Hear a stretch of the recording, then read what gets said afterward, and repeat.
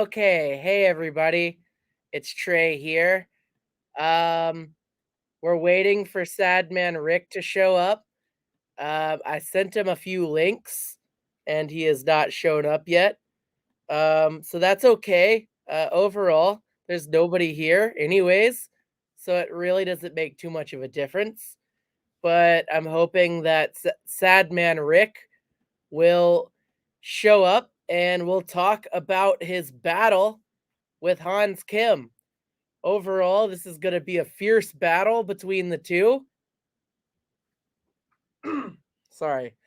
It's going to be I was trying to clear my throat. It's going to be a fierce battle between the two.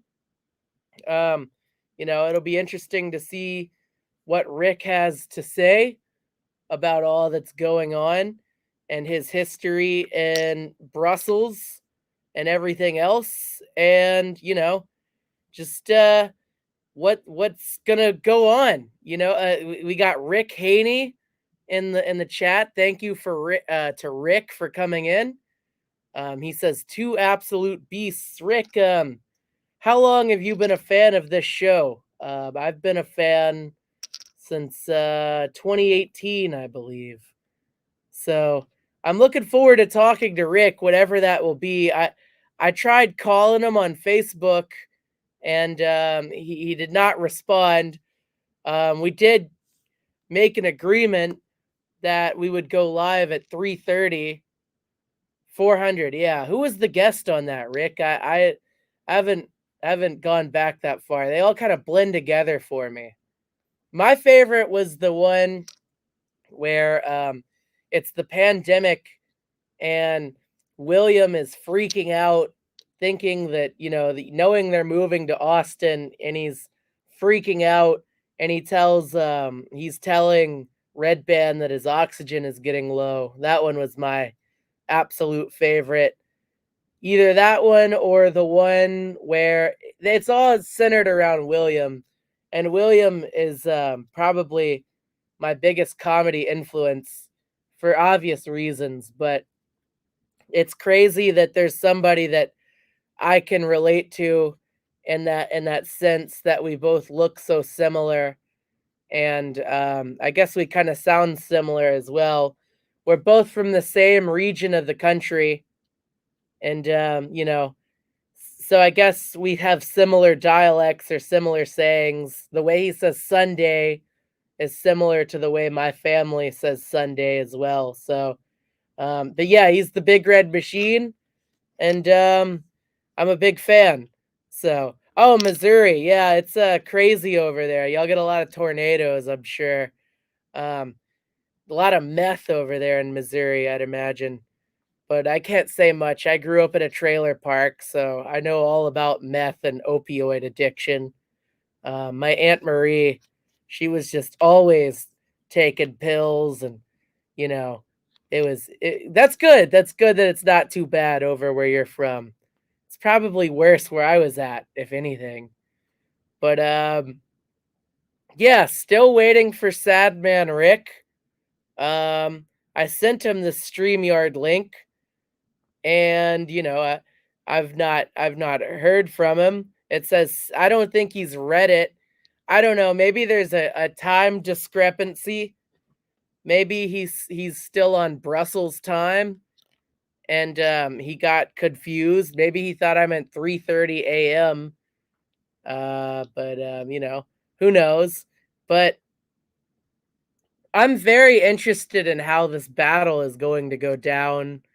What do you think of this battle, Rick? Do you think that I know there's a lot of people that have their opinions on the show, and they've been very I guess outspoken about it. What do you think of this New Year's Eve showdown?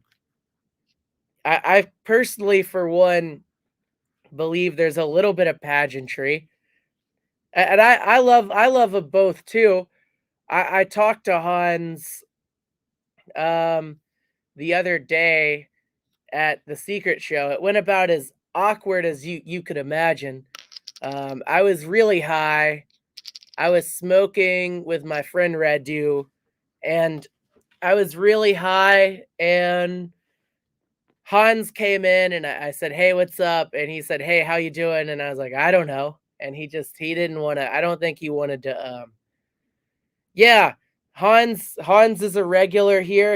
A lot of people are used to Hans. He's really kind of made his name with this show, like many have, like him and Cam Patterson, and of course the Big Red Machine. But I'd be interested to see how he branches out, and I'd be interested to see how Sadman Ric is able to come in here and see what he does, because we all, as much as we all love seeing the consistency and the legends, it would be cool to see a new regular. But I don't know. Thank you so much for saying that. I'm still new. I've only been doing comedy for about a year. A little bit of background: I didn't really get to talk a little bit too much because you only get like so much time. But excuse me. For the past, like, I don't know, 6 to 8 years, I've been working in radio down here in Houston. Yeah, it is gonna be strange to not see Hans open the show up. It would be very interesting to see what they do with the opening spot, if it goes to Rick, or they would just move Cam up to opening and then put and flip flop them. But I think we can all agree that, you know, having 3 regulars is probably the sweet spot, because I know they have an abundance of golden ticket winners, including my good friend Enrique. Enrique is from the same place I am. Funny enough, the first open mic I ever did, I think Enrique was hosting the first part of it. I don't think he was hosting when I was going up, but yeah, but they do have an abundance of golden ticket winners, and I'm surprised none of them have challenged some of these regulars. And but I guess we'll see. It is similar to it is sort of a modern day kind of collective. I don't know if I want to call it Saturday Night Live quite yet, but there is a cast of characters that hopefully can make their names. I know Heath just got his golden ticket. I'm really looking forward to seeing what Heath does. David Lucas, obviously kind of the beginning. Some of the other guys in the early episodes, they kind of just got left in LA, but it would be cool to see some of those guys. I know, to much of everybody's dismay, it would be kind of cool to see the Iron Patriot, but a lot of people don't care for that guy because he's very consistent with his posts. I'll say that much. I don't think Tony would ever let the Iron Patriot back on, but you got to give a lot of credit to Tony Hinchcliffe. Think what you want about him, and some of it's a little bit warranted with the way he talks to some of the guests, but you gotta you gotta kind of give him a lot of credit, because just the amount of time he puts into this show is pretty incredible. He'll be on tour, and he'll be able to come from another side of the country, and we'll make it to Austin to at least record a show, or maybe they'll record multiple shows. And you could tell Tony takes this absolutely seriously. Back in the day when it was in LA at the Comedy Store, it seemed as if, it was not as big as it was. They were getting big guests like Joe Rogan and Bill Burr and Stephen Brody Stevens and all these guys. But it's evolved so much, and Tony is one of the premier writers of roasts, I think, in the world, because a lot of these guys, some of these comics, they'll have people write roasts for them, and of course, that's not a knock at them.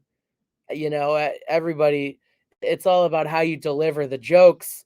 But Tony does everything. He writes it, and he's out there and he appears to deliver the jokes as well. Now I'm sure Tony doesn't write all of them, but he writes most of them, I'd imagine. So I give him credit for that, because writing is by far the most difficult thing in comedy, for me at least. And a lot of the jokes that I write, I think, are stupid most of the time, but that I would say some of them that hit, it's really good. It's really rewarding.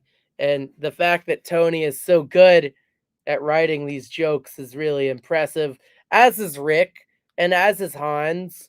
Um, William, I think, is so impressive because he's just naturally gifted at being funny, and he's just such a sight to see that sometimes if his materials don't really hit, he could joke about more obscure things and it still be hilarious because he's William Montgomery.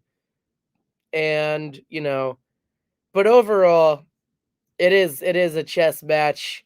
Um, I know that Tony kind of has the microphone, but it's a great show. It's a great show, and it's the premier show, the number one live podcast in the world. So, yeah, are you talking about William Montgomery's social media? I do love his cameos. I do enjoy his cameos. His cameos are very funny. Um, so yeah, this is attempt number one with Ric Diaz. We're getting some viewers in. Like I said, I'm live here from my place of employment. I don't know how long I can stay in here. I might have to move. I might have to unplug some stuff. Yeah, Tony. Yeah, or no, William. Yeah, he's all over the place.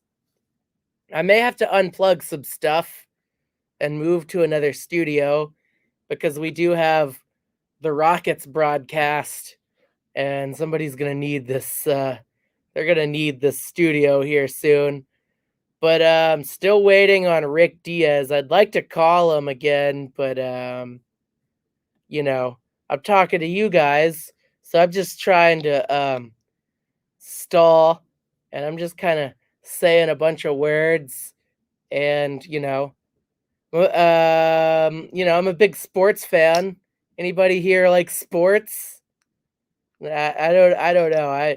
I'm This is crazy. It's hard to, you could never really count on comedians to show up to things on time. And I've gotten used to it coming to, I've gotten used to it going to shows, and the show says it'll start at like 9:30.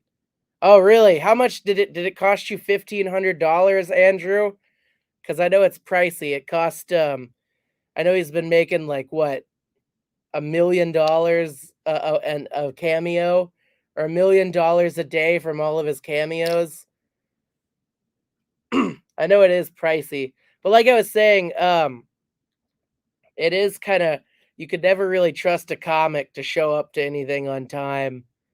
Um, that's not bad. Yeah, that's a good gift. That's a good price for a gift. It seems like a lot, but when you think about it, he is like in the top 3 on Cameo, and he's making tons of money, and it is one way to really let people know. Um, I might. I'm on the fence about it.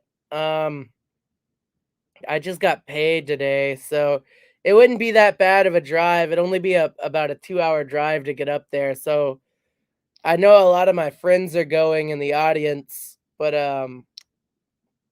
I would like to go and sign up. The process of signing up for Kill Tony is it's unlikely. It's very unlikely that you're gonna get pulled, and but I guess it would be worth a shot to go back and try it again. So I might. I would consider it. Um, I've tried to write down a new minute if I do go up, but you know, it's all dependent on how I feel on Friday. Nice. Yeah, that's cool. Yeah, where do you do comedy at, Andrew? Do you do comedy around like Natsuo or Secret Group? I know we had an abundance of mics, but some of them are gone, like the one at what's it called? Darwin's. Darwin's was always a big ticket for Mondays, but the Secret Group has really kind of taken over. It's really between the Secret Group and Natsuo. Those are the big two here in Houston. Also Rudyard's, of course, but good luck with that one. But yeah, no, that's cool. The 10-year anniversary was great. I liked how the sound was. The sound was incredible. I'll be interested to see how it sounds in the arena. You know, I like sound a lot. I hope it doesn't sound too much like a sports match, like a football game, because that might be difficult to hear. But yeah, I gotta be honest with you guys. I don't know. Not yeah, Social Beer Garden's great. I've never signed up for that one yet. Jive is good too. That's a little bit far, but um, Social Beer Garden. A lot of people. I don't know. I'm really bad at signing up for things on emails. I like to just show up and sign up, but I've never done. I think Taylor Needham runs that one, and I don't really know Taylor Needham all that well. I've been to the Social Beer Garden just casually. I went there casually to with my friends, but I've never been up there and to do comedy. Um yeah, I don't know. I don't know, guys. I might have to reschedule. This might seem like a test run for us to get Sadman Ric on. I was hoping he would come on, but I don't I've messaged him. I'll message him again. I am ready to go live if you can hear me. I don't know. I think last I heard, my friend Bao called me. Yeah, I know Solomon pretty well. I don't know. I know him better than I know Taylor, but Solomon has liked a few things that I've posted. Me and Taylor both did the usual or the unusual suspects at Rudyard's, and I did horrible. And it sucked because like I took all this concerta to try and go up there and do good, but I didn't do so good. I don't know. But you know, maybe now with everything that's happened, um, who knows? Maybe I'll be back on at Rudyard's. Cam Patterson was there that day. That was cool. But I don't know. This is looking kind of bleak for our friend Sadman Ric here. Um, I don't know if I'm waiting to see if Sadman Ric will make his appearance. Um, I was hoping to kind of go up and do this for about 20 to 30 minutes and get some. I had some good questions written for Mr. Ric, for Mr. Diaz. And I think what happened last night, I was sleeping because I needed to be up early for work. And I got a call from my friend Bao, and he said, Ric is right in front of me. Do you want me to give him the phone? And I was all like, no, you don't got to give him the phone. I don't want to bother him. Like, you don't, I don't, you just some random that just goes up to Ric Diaz and gives him the phone. But I don't know. I hit him up the day before, and you know, I said, "Hey," I asked him if he wanted to come on, and he said, "Sure." And then, you know, he said during the daytime he had some shows to do. So maybe those 3 shows he was tired. Maybe those 3 shows that he did last night kind of tired him out. So that's okay. I got to be honest with you. I'm pretty disappointed that he's kind of no-showed me a little bit, and I got to be honest with you. I'm probably gonna cheer for Hans Kim now. Um, but if it ever comes to where he gets back to me, I'll make sure to stop everything I'm doing. I'll keep my laptop on hand and I'll get to record. Uh, this has been sort of, I guess we could wait a little bit. I guess I could call him. Let's call him and see if he answers. All right, it's ringing. I don't know if y'all can hear it, but it's ringing. This is great podcasting.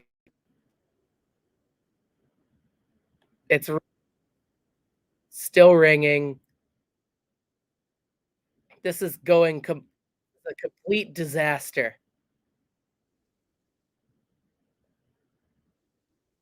Still ringing.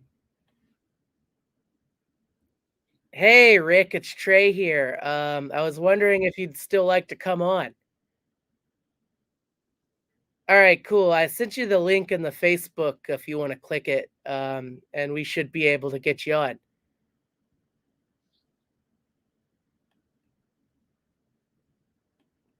All right, I have Rick on the phone. All right.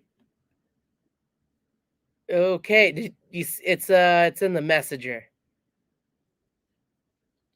Yeah, yeah, no worries.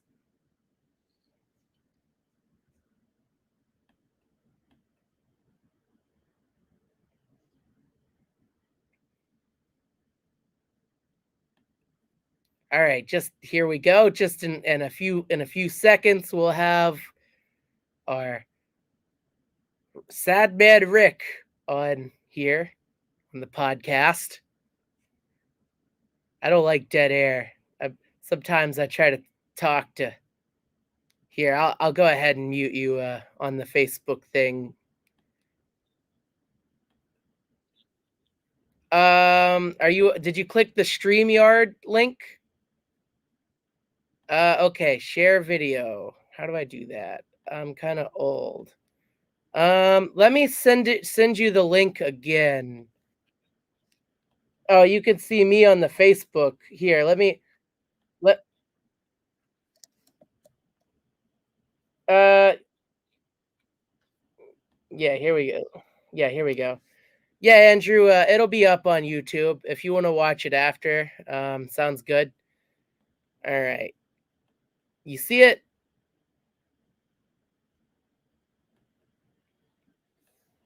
Hold on. I'm going to end the stream momentarily and then come back. Give me 1 second.